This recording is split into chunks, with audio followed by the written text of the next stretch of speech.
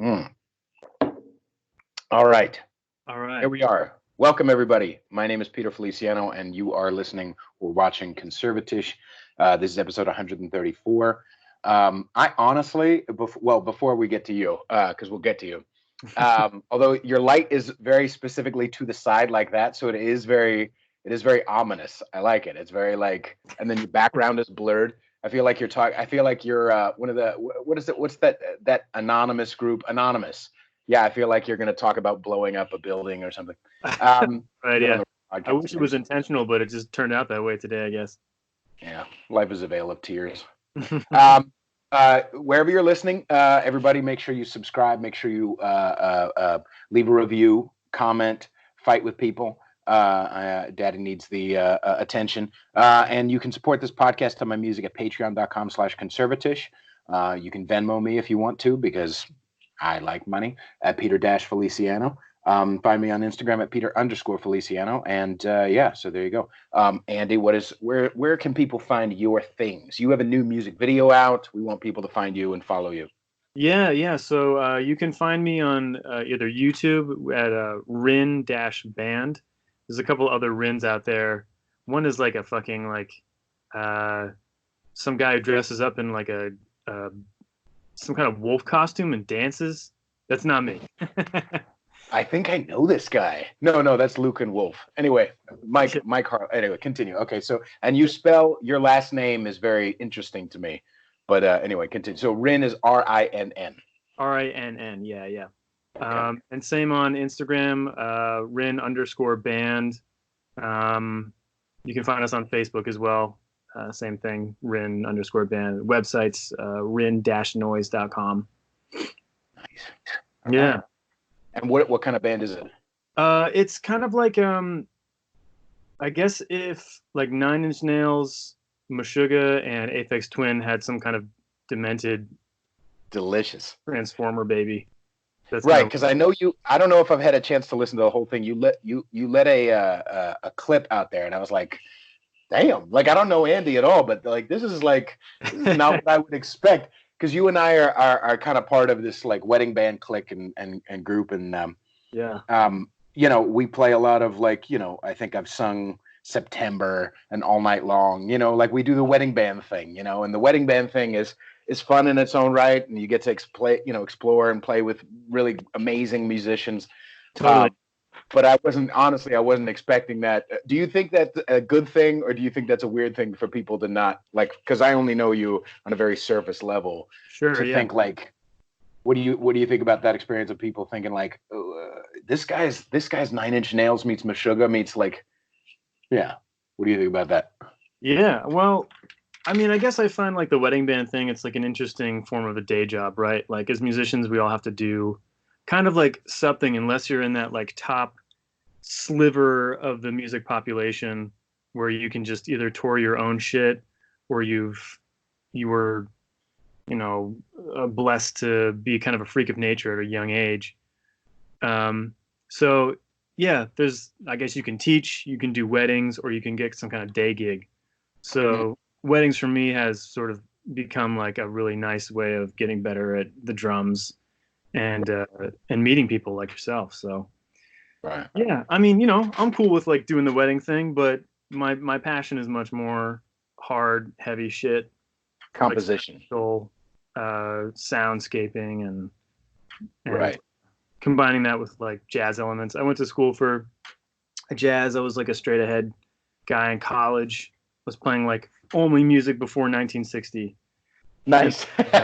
Was that your preference, or was that or was it with a little bit of both? It was, Like I don't know, man.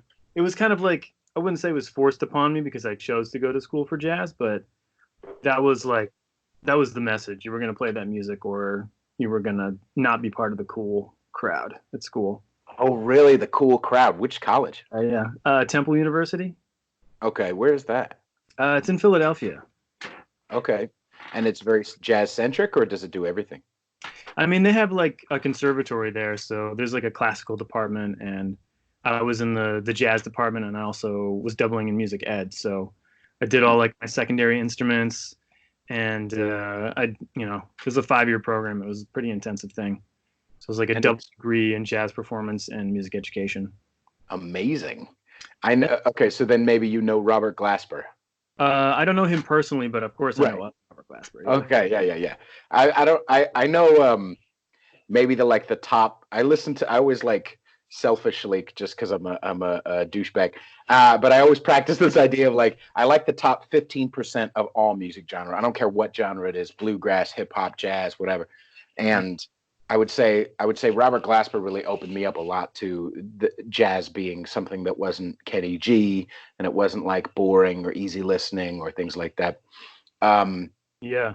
Yeah, he's yeah, amazing. but yeah, he's really, and the fact that he was tied into a bunch of, I think I actually found him accidentally through, um, through listening to Jay Dilla, to listening to Yeah. like beat producers and things like that. And then I was like, wow, this guy sounds like hip hop with a jazz trio. This is really different and weird and unique.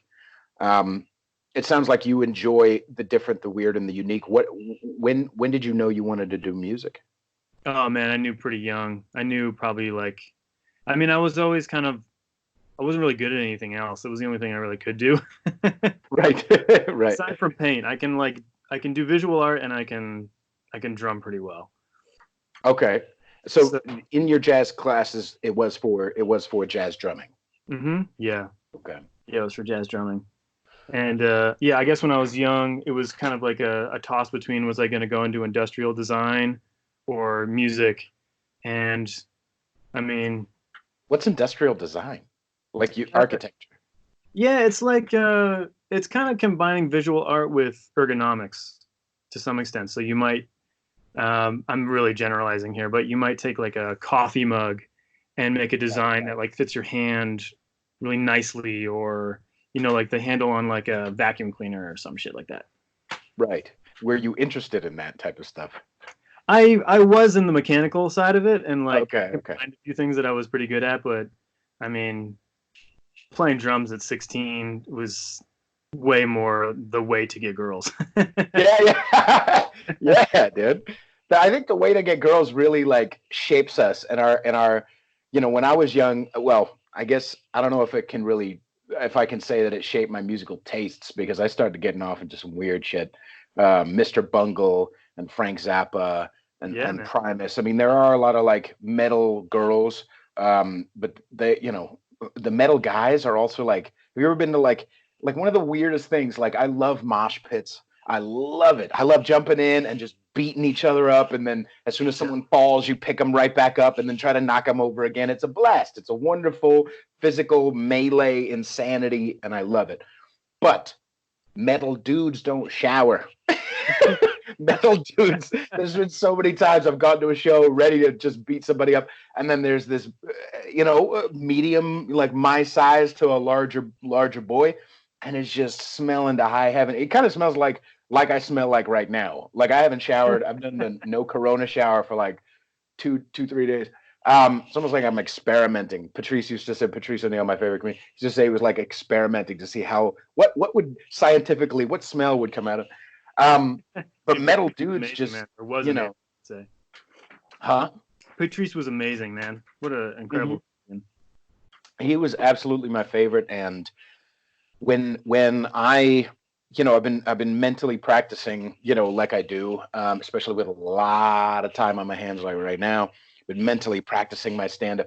And I like one of the things that I want to take from his experience, and I don't want to take his material, obviously, but I do want to take the fearlessness that he had. I do want to take not being afraid of like when most comedians, if somebody's horrible in the audience and they're heckling or they're annoying or saying you shouldn't say that, he wouldn't kowtow. He wouldn't say, okay, let me tap dance faster so that the audience will like me better. He would say, okay, screw it, you're all gonna walk out then. You want to play the game as an audience? He just sprayed it everywhere. And I want to have not the self-destructive angle of that, but um, I do want to have the confidence to not be at the whim of not a whim of the audience, but the whim of my own insecurity to say, okay, please like me, please like me. You know, I feel like David Tell has that to a science, man. He doesn't give a fuck. he really doesn't. Yeah, David Tell is another guy that I like. How long have you lived in New York? I've been here almost 9 years now. Wow. Okay, so you've been to the Comedy Cellar a bunch, and you've Of course, yeah. Is that a normal New York thing to do?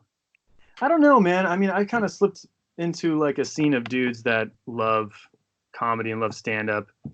You know, I listen to Big J. Okerson all the time, and C-Town, and Shane Gillis, and like all those guys. C-Town.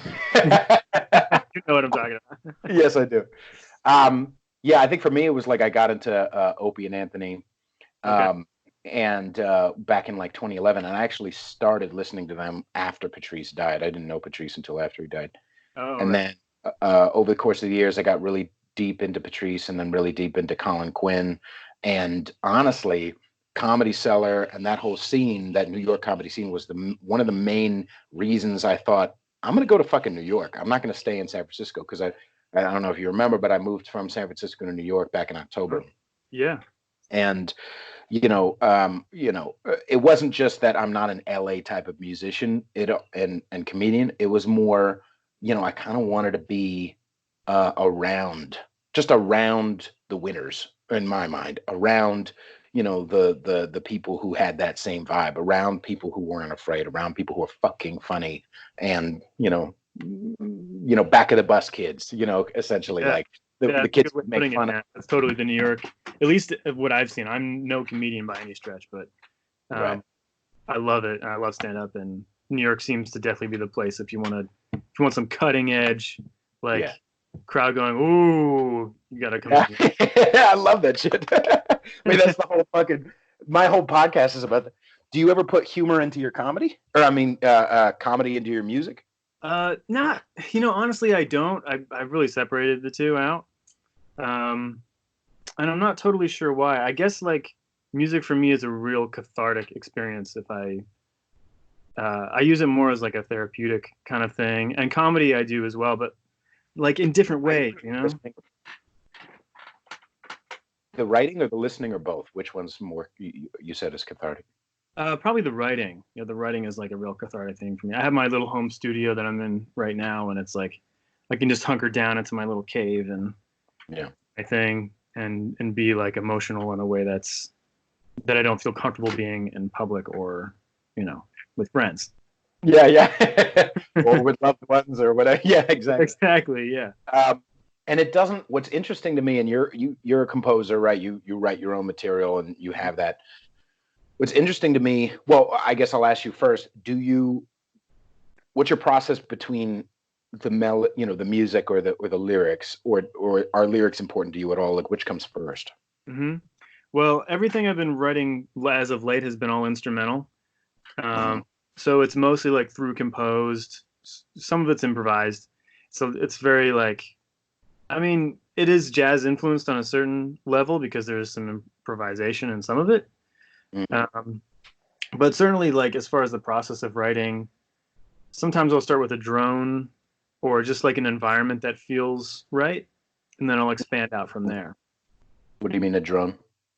Yeah, so like I'll make like some kind of soundscape using like analog synths. Okay. Just to kind of like create a mood, or even use an arpeggiator to, create something that I like.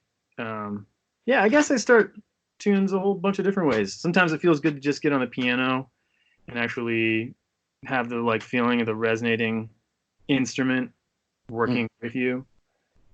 Yeah, it kind of gives you a place to start from. It kind of gives you a place. Sometimes to just grab a melody out of nowhere, or to grab, it's easier to do that when you have somewhere to start from. Totally. Yeah. What has it? I guess so. It's. You said it's kind of like there's a jazz infusion to it. Is that just the improvisation part of it, or? Yeah, I'd say so. Yeah, there's definitely not like any kind of like Lee Morgan or Wynton Marsalis kind of vibe to any of it. It's definitely kind of realm.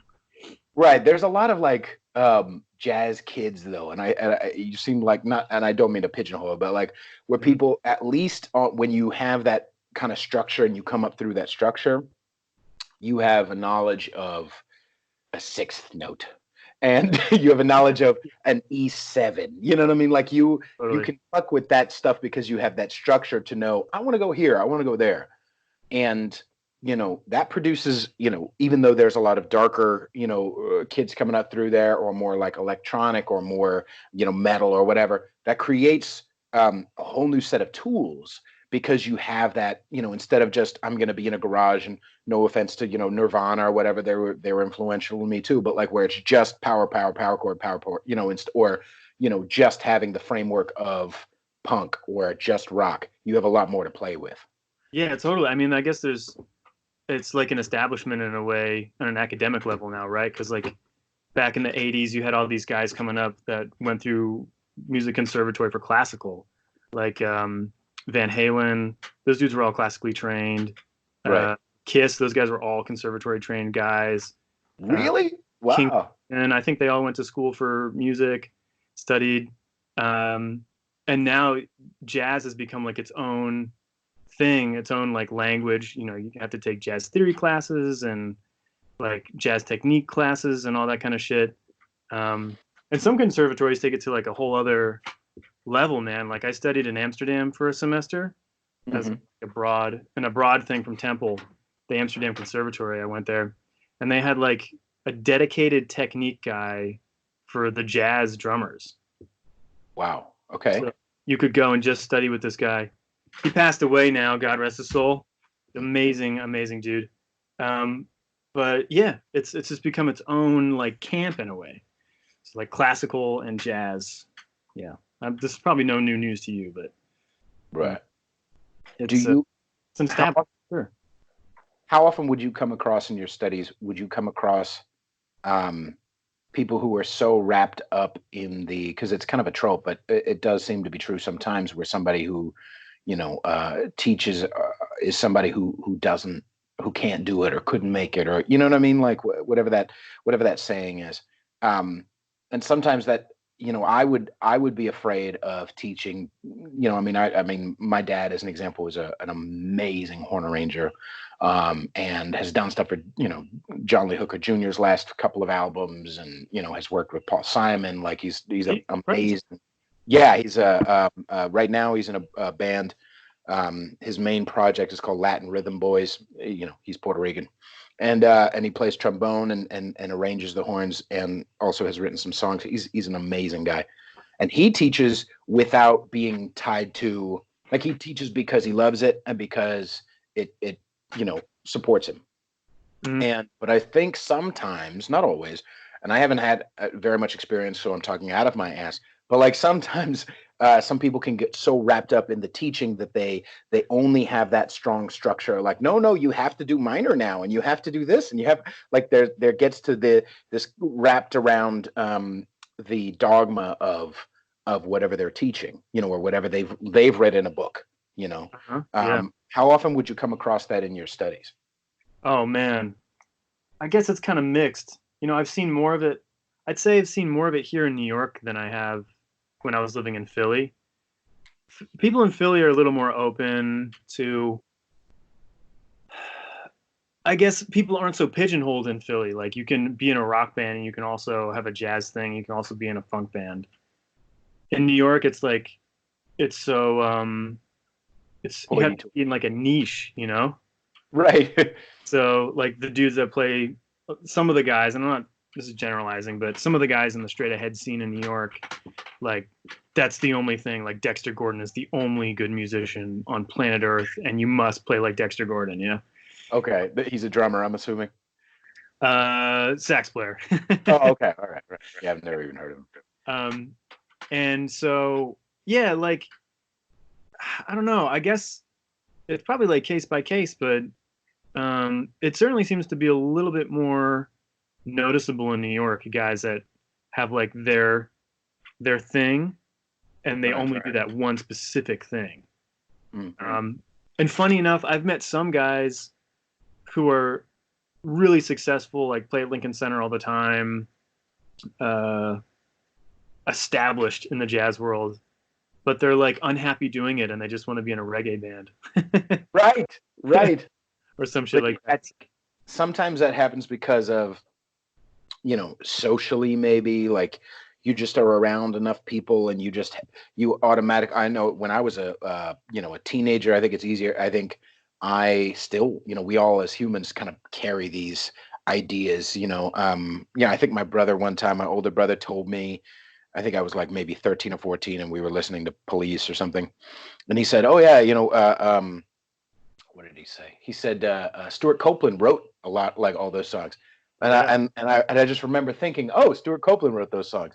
And then later on, I repeated it back, and my brother, the same guy who told me that, was like, "No, no, he didn't." And I was like, "Oh," but you just get you get I would form my opinions based on fuck Sting. You know what I mean? Stuart Copeland is, and as far as just musicianship, yeah, absolutely Stuart Copeland, but like getting this kind of hoity-toity, opinion, and I get kind of wrapped around my opinions rather than having them or being fluid and exploring and things like that. Yeah. So sometimes I think that happens socially, and sometimes I think that happens. I mean, it definitely happens socially. I talk about it politically all the time on the show, but like, it also happens maybe because those guys who want to play in the fucking reggae band are there's no money in reggae. There's barely any money in music at all, but there is no money in reggae, unless you're fucking, Bob Marley's son or whatever the hell. Sure. So, you know, um, so maybe it happens through getting caught in the monetary need of it, you know. Yeah, yeah. I think for some people they end up getting pigeonholed, especially in New York, which is too bad. But I don't know. My opinion on the whole thing has been uh, there. Yeah, there's like no real money to be had. Like if you're gonna make it in music, you're probably looking at like 100K a year if you have fucking made it, dude. Yeah. And you can go get a job doing that. You could, there are many jobs you can make that much money pretty easily. Right. So if you're gonna do music, you better do exactly what you want to be doing in it. So Right. that was at least my experience, like departing from the jazz world into this kind of other weird experimental thing. You probably haven't run into, or have you run into any like backlash from the jazz people? Like, I know you said it was pigeonholed in a lot of ways, but have you faced someone going, "You like Nine Inch Nails? Ugh, pew Oh, dude, away from me." fuck yeah, of Oh, course. really? Really? Oh, I would goddamn. figure Yeah. I would figure musician kids would be more open. Are you saying, do you get it from the adults? Or I mean, not the adults. I'm sorry. Wait a second. We are adults. Did you get it from the people from the older class, or do you get it from your peers? I've got it from like all across the board, man. But Mm, as for as many people that have criticized me for it, I've had equally, if not more, people who've been like, "Oh, I actually really like this music," or "Hey, have you heard of so and so? Is really similar to what you're doing." And I've been pleasantly surprised to see some of my friends that I thought would be pretty closed off to it uh, have actually had like an alter ego in a musical sense that they don't really talk about or explore that much anymore. So, nice. yeah, it's been a mixed bag, man. Yeah. What does What's it like? normally What's what does your it normally look musical? like? Sorry. What does it normally look like? It looks like you're at a club and you're after a wedding band gig, and you tell somebody about they ask about your music, and you tell them, and they're like, "You're not in Marsalis or whatever the." Sure. Yeah. That's a good question, man. Um. Well, with the wedding gig thing, I'm usually in and out of there pretty quick. Uh. You know, I like doing the gigs, but it's not like a passion project or anything. There's a Um. community that comes out of it, you think? There is, yeah. I mean, there definitely is, yeah. There's definitely like a a good set of dudes that do that kind of work, and that's like all the guys that play in my band I've met through doing wedding gigs. Um, but as far as like the criticism aspect of it, I haven't really exposed myself too recently to like people that are really heavily critical of. I mean, I guess like pursuing this avenue of music has just forced me to be around the people that are into that kind of thing or that want to talk about that kind of music. But before that happened and I was trying to make a switch into that, it would usually be at like a jazz club or something. I'd be, uh, hanging out, playing a session, or just watching some friends play, and would bring it up and usually get some funny stares or like, why are you doing that, or like that's for kids or something, or Right. yeah. So fuck those people. Yeah, seriously. I also think, and this might be a little, and we don't need to call anybody out or whatever the fuck. Although I'm happy to receive as many of shit talking as you like. But I also think I've run across this a couple of times. One time I had this musician over to my house. I think we met on like a Craigslist or something. I just wanted to jam. I was like maybe shit. I think it was probably like I think it was like 2010 maybe. Okay. And so I was 47. No. And so I wanted to I think he played how should I say? All right, fuck it. I don't think we know each other anymore. Fuck it. He played violin. And Okay. I wanted him to come over and jam. And so I'm, just jamming on my guitar, and I don't know what the hell I'm doing because I'm Peter Feliciano. I literally only have the guitar because I can't get on stage, like, and just yell by myself. You know what I mean? I would much prefer having a band and just say, "Hey, guitarist, do this." Sweet. Okay. Hey, bassist. Like, I want to compose and I want to be a front man because I'm a egotistical, and also because I enjoy doing it. I think it's in my bones and it's in my blood. But like, I'm playing guitar, and he like couldn't jam. He was very technically good. He understood the notes, and he grew up with the violin, and it was in his family, and it was in his whatever. And I think, even though, and I talked about this on the school project I finished yesterday, like, I think there's a big fucking difference between a musician and a composer, and I have a lot less respect for musicians alone.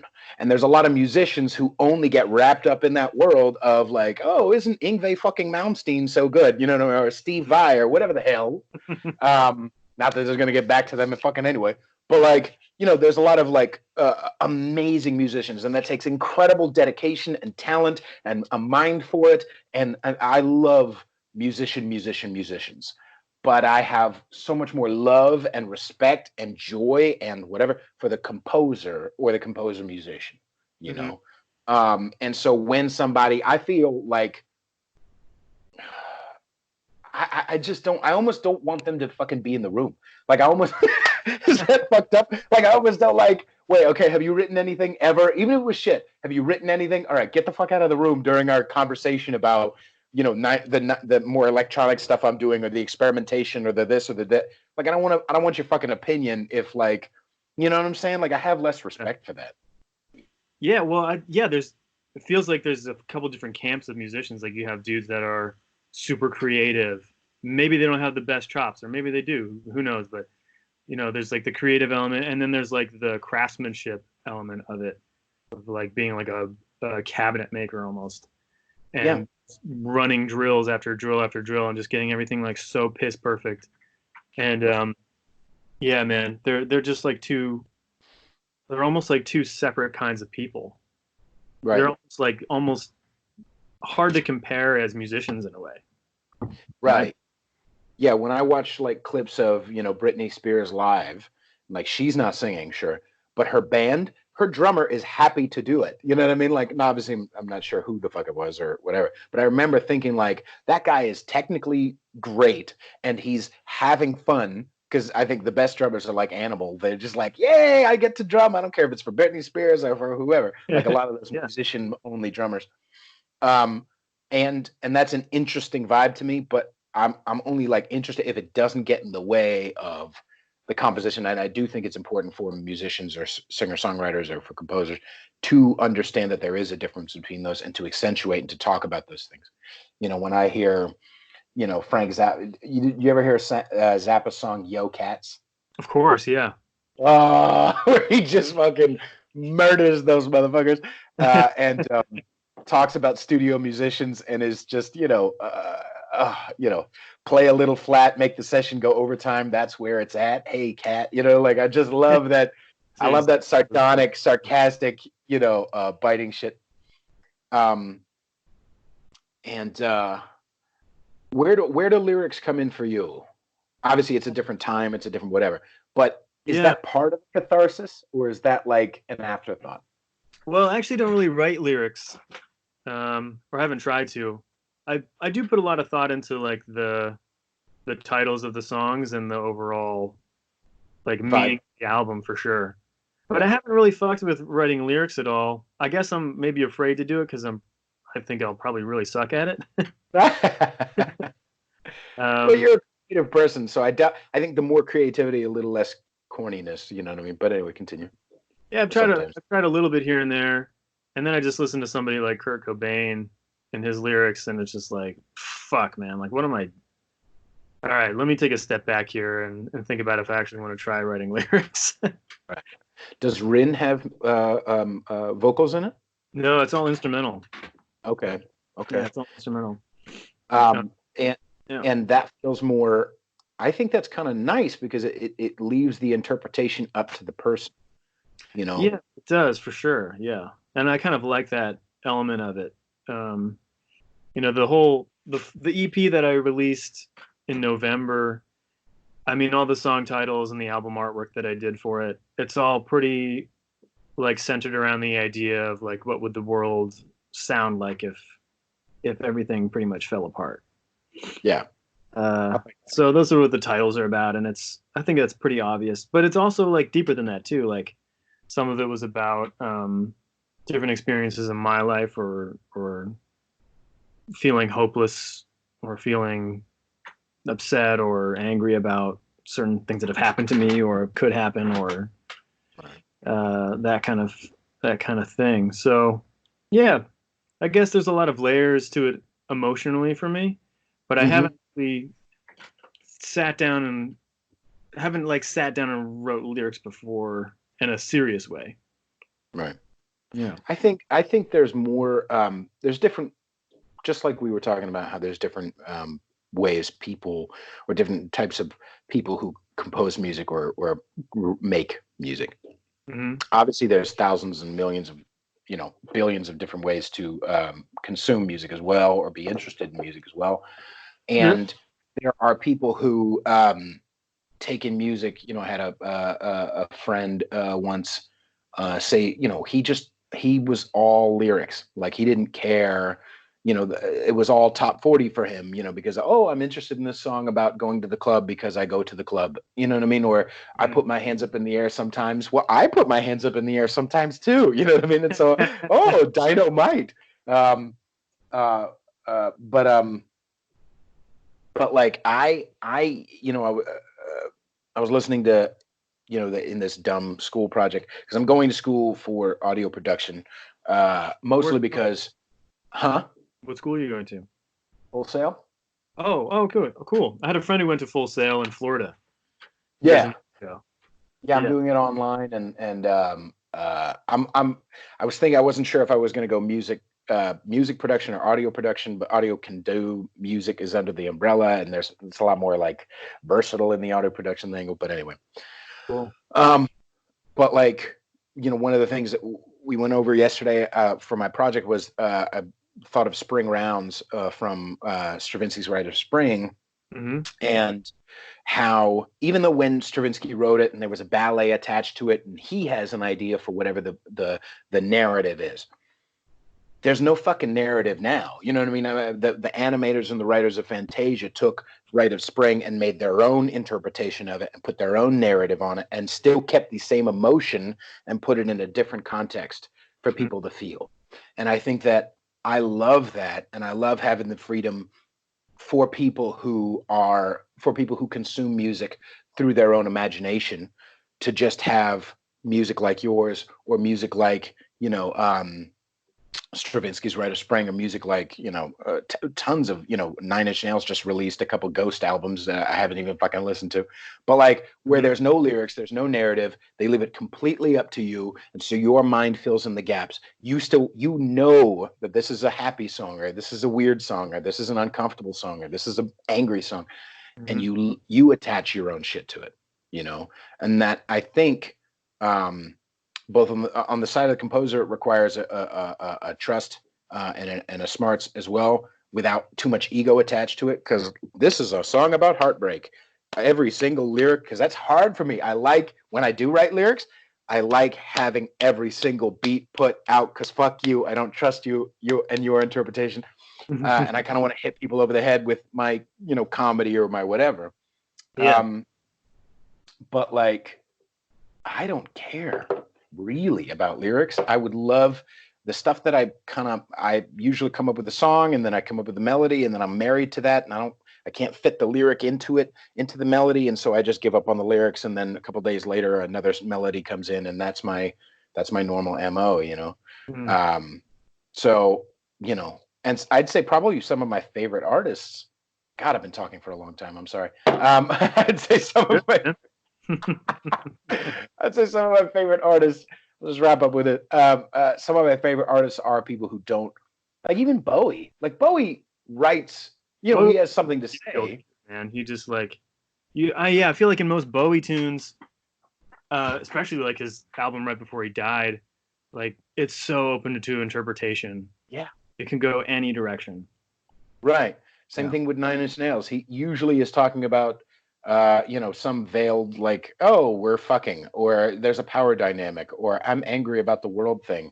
Like, and other than that, like, you can kind of swap out his lyrics, but it's still important. Beck, one of my fucking favorites, and he's never talking about fucking anything. It's always, it's always, it takes a hot wash. What is it? A hot dog man to sing a hot dog song or something like what the fuck are you talking about, Beck? But I love it with all of my heart, Yeah.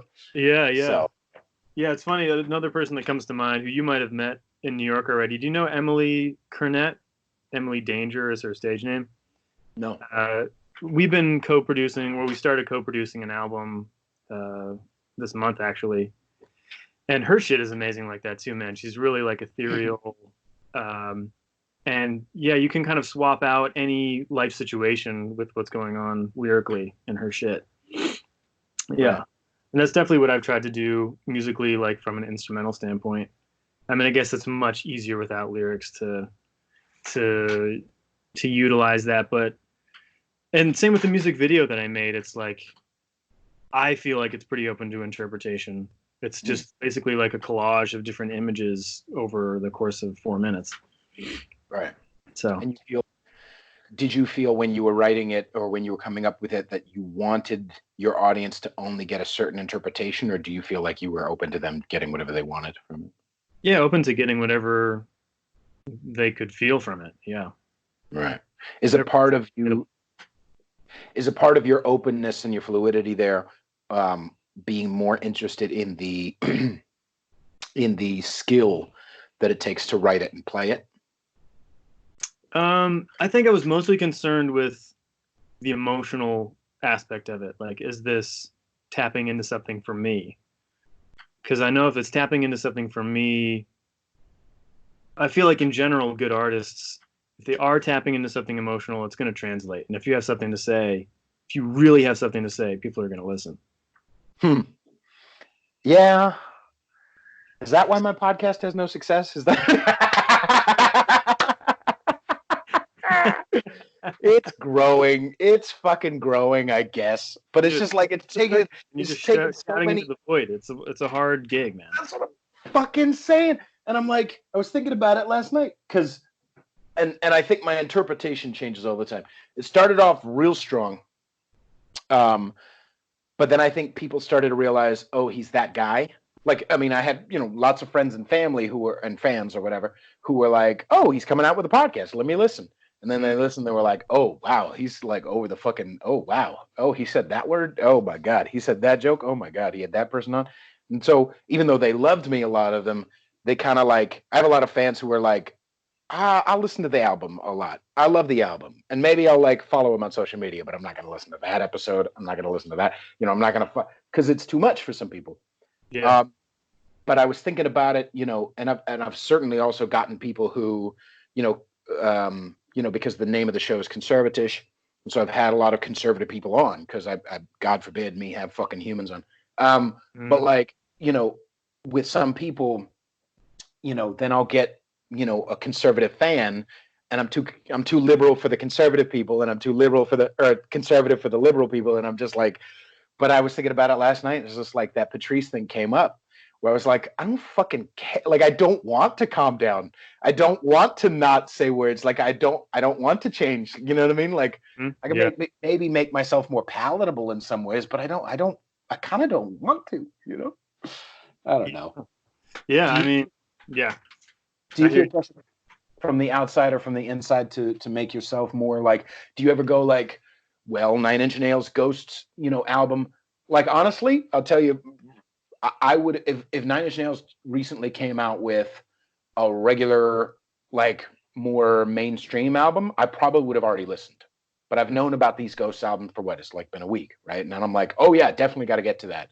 But because it's not more mainstream, or because there's no single off of it or whatever, like, I'm like, it's on my list.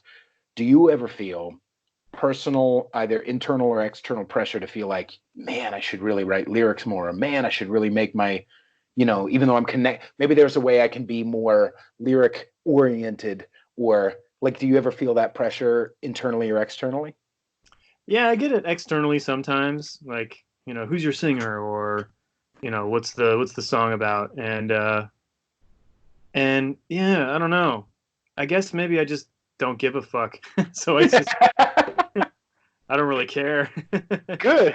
This is my thing, and this is what I'm doing, and that's that. Right. And I'm fine with that. And if I feel like, if I do feel like I need lyrics or I need a singer, then I'll probably go ahead and move forward with it. Um, but yeah, I guess I'm still feels like I'm kind of fleshing out the vision for what it'll be in the future. Right now, it's basically like an instrumental, um, high tech doom band. I don't know how else to, what other kind of category to put in. Description. Right. I like that shit. But I'm trying to make something that is unusual, because there's like, there's the gent metal scene, and when I listen to those albums, the musicianship is incredible, but I can hardly tell the difference between like 20 of those bands. If you played them, I'm like, sounds the same as this other song and this other song. It's just like the same texture, the same like concept for every one of those fucking albums, man. Mm-hmm. And so yeah, I'm trying to like push the boundaries of what I can combine, like, more instrumental stuff, acoustic instruments and metal, or electronic, like sound design elements and jazz, and like whatever, whatever feels like I can make something interesting sounding, but not fit it into like an exact context. Right. Did you ever have a time, like Patrice used to say, he went to the Aspen Comedy Club once, long, like 10 years before he started, getting some traction. Mm-hmm. And he tried to tap dance, and it made him miserable. Did you ever have that time, like a period, whether it be a month or a year or two, where you were like, all right, I'm going to go for the pop angle, or I'm going to go for the mainstream, or I'm going to go for the whatever internally? Was there ever a time where you sacrificed like what you felt to be good or true? Yeah, well, I mean, I definitely felt like I studied classical percussion for a little while in college, and that was probably some of the more agonizing musical experiences of my life. Wow. Yeah, just like the scene for it was just very kind of stuffy and closed off, and I felt like the music we were playing I didn't have any connection with. So Right. it just became like an exercise. Like, okay, I can do this four mallet marimba thing, but I fucking hate this song, So, there were periods, and I had to do it. Like, I knew I had to get that kind of shit together just to become a better musician in general. Oh, okay. So it was part of the course curriculum. Yeah, it was, yeah, in college. And yeah, that was probably like the most miserable I've been pursuing music at any one time. But I mean, I love all kinds of stuff. Like, I love doing pop gigs. I play with a couple different pop bands. One's starting to do pretty well. The singer Emily Clamage, her producer is Hanan Rubinstein. He's Alicia Keys' guitar player. Oh, very cool. You know, her shit's like, she's selling out Mercury Lounge. She's selling out Rockwood Stage 2. So, you know, those kind of, I love doing those kind of pop gigs. Those are super fun, and the band's crushing. Right. So I don't feel like married to any particular genre. If I got called to do some really cool jazz project, some odd meter thing with lots of minor chords, I'd probably be in. You said you'd probably be into it. Yeah, definitely. Yeah. So yeah, I guess it's more about like maybe the quality of the musicianship, or I don't know. I feel like good music is just good music, no matter what kind of genre it is. Right. I think there's an intangible, and I've talked about it at length on my show, but I think there's an intangible that we can't put words on it. And I've tried to, I think as best I can, attach it to this word: care. There's give a fuck, whether it be pop or bluegrass or jazz or hip hop. There's give a fuck. That's what connects to my soul. When there's authenticity, or I mean, some people, when they're being authentic, they're kind of a boring person. So I don't know if I would wrap it up into authenticity either, because there's a lot of people who are like really speaking from their soul who are boring motherfuckers. But I think it's more wrapped up in give a fuck. Like one of my favorite, I think probably really the only like bluegrass musician I really listen to is Chris Thile. You ever heard of Chris Thile? Yeah. Mm-hmm. Yeah, mandolin player. He's done a bunch of different projects, and he's unfucking believable. And you know, you can hear that he's trying to push, like you're saying, he's trying to push yourself, trying to push your idea or your concept of what this feeling could be, trying to be more different and more unique and more authentic. There's give a fuck. There's an intangible. You know, when I listen to MF Doom, there's give a fuck in it. Is MF Doom saying anything? No, not really. And I don't need him to say anything. You know what I mean? When I listen to fucking, when I listen to fucking Tribe Called Quest, I'm like, okay, yeah, okay, it's all right. Like, but it doesn't like speak to me. It's like, you know, or they're a bad example, but there are some people. Oh, Immortal Technique. You ever heard of Immortal Technique? I haven't. Every song. Oh, okay. It's like Rage Against the Machine, who I love, blah, blah, blah. But like every song is about the same shit. There's only one emotional note that they're playing. It's just like, the world is fucked and we're stupid. The world is fucked and we're stupid. Wake up, wake up. How many times can you make a fucking album about waking up, motherfucker? Write about love, you fucking boring piece of shit. Like, try something different. You know, when I listen to, I would rather listen to, you know, Billy Corgan. I don't like some of his stuff, but at least he's trying to go into different angles, and he's trying to new things and trying to making new projects, and he's always writing and pushing himself. There's give a fuck in there, and I think maybe for Rage Against the Machine or Immortal Technique, there was give a fuck for like maybe an album and a half, 2 albums, but then it's just like, okay, this is our brand. Let's keep doing this. Oh, Drop D. You know. Yeah. You find like, I guess some bands find like a niche. And then, I mean, I'm sure there's a lot of factors involved with creating album after album that sounds the same, whether it be producers or fear of breaking their mold, or maybe even lack of exposure to other kinds of music. If you're touring with the same bands over and over and over again, the same circuits to the Midwest, to West Coast, through Japan or whatever, and you're not like diversifying or exposing yourself to other kinds of music. Probably possible, but I mean, yeah, man, I think care is probably like a great way to put it, because you can really tell when somebody is pouring their heart out in music. Mm-hmm. You know when somebody's phoning to get in. You can just like feel it, you know? Feel it, right? I really feel that. And for me, that was a big part of this particular project. It was like, you know, a lot. And some gigs I have felt like I've really been phoning it in, and this one I have not been, and I think it makes all the difference.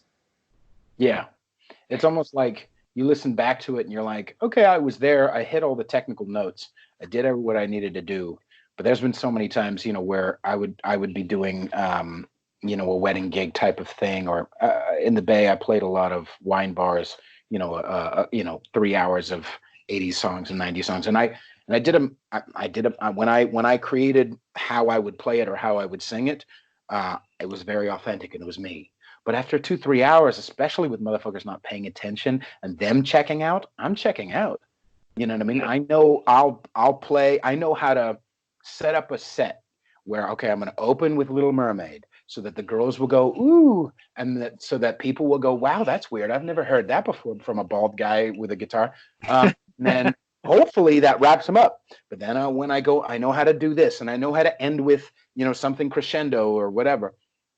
But like people check out and I check out, and it gets easy to just do, even though it's authentically me, kind of, or the way I perform it, it's not me, Mm-hmm. and so that's just bothersome. I don't know, but it sounds like you've hit a point where you can a nice balance between, okay, this is this thing that I do because I love connecting with other musicians. This is this thing that I do because I love playing drums. And this is this thing I do because I make fucking nice cake. And then outside of that, you have enough freedom because of what that money and that those connections afford. You can spend a good amount of time pushing your own stuff and making your own stuff and, having a nice studio and things like that. Yeah, it's like, at some point you got to learn how to take care of yourself, and you got to figure out like what is it that you're trying to do on this planet, or what are you trying to do musically, or yeah. And I'm fortunate that like doing other gigs has allowed me the freedom to pursue this particular thing to the ends of the earth, for sure. Well, we'll start wrapping up. I know you got to go and I got to go, but how have things been during the time of fucking Corona for a musician who makes money doing music?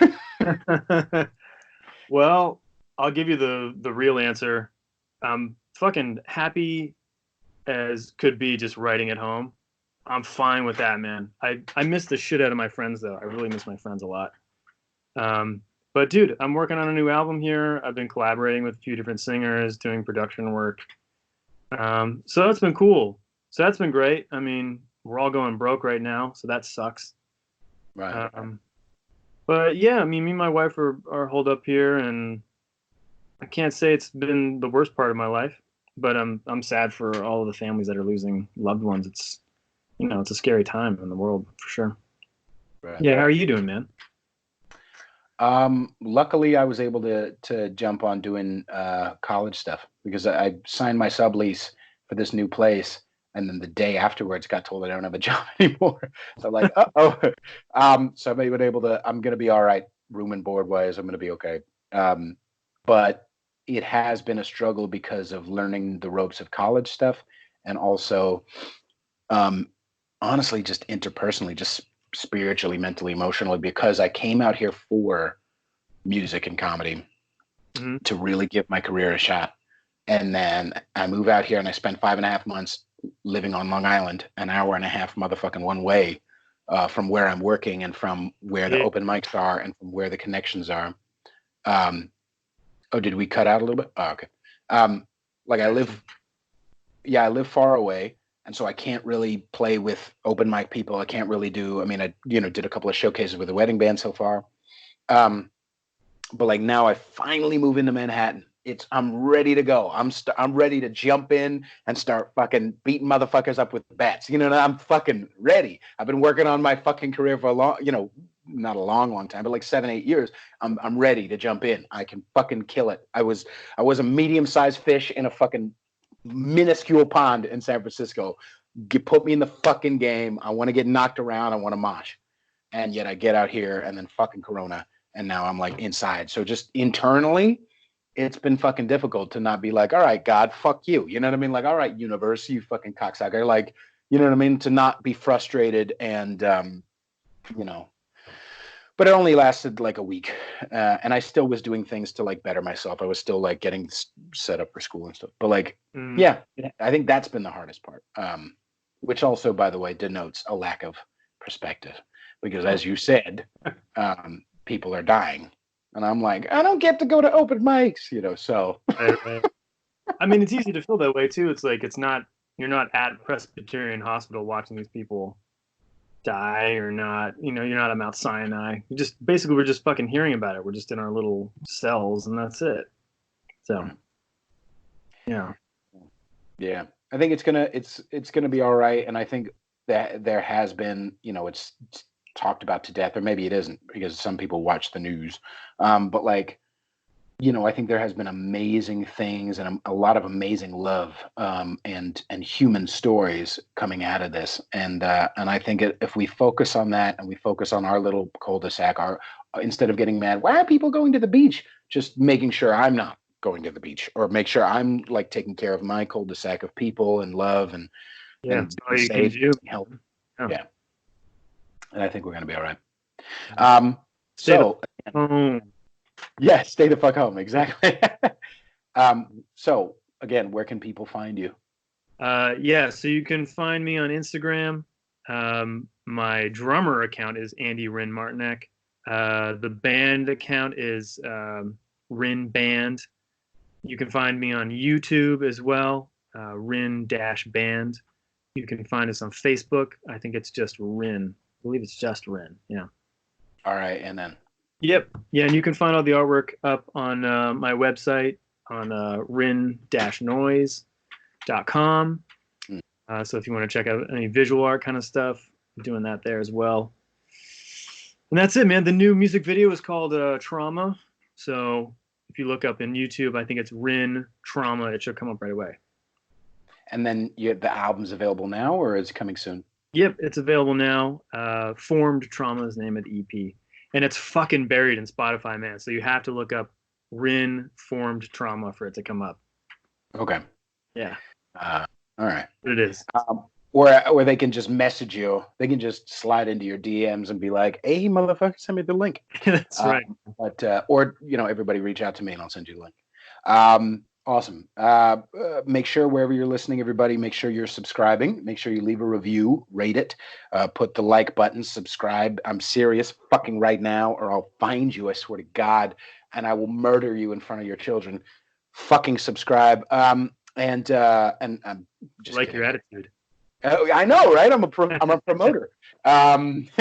Hey guys, welcome. I wish I was. I wish I was that YouTube guy. Hey guys, but like I'd be covered in blood. Yeah. Hey Dude, guys. man, it just feels like everyone's like a cam girl now on like Instagram Live. Like, thanks, Chris624. It's Right. like Yeah, I feel it's that weird line between you do have to technically promote yourself and you can't be a douche. It's a hard fucking line, and I have danced in the douche world very many times. But yeah, everybody make sure you subscribe. Also find me on Instagram at Peter_Feliciano. And you can find my album I came out with back in October or September.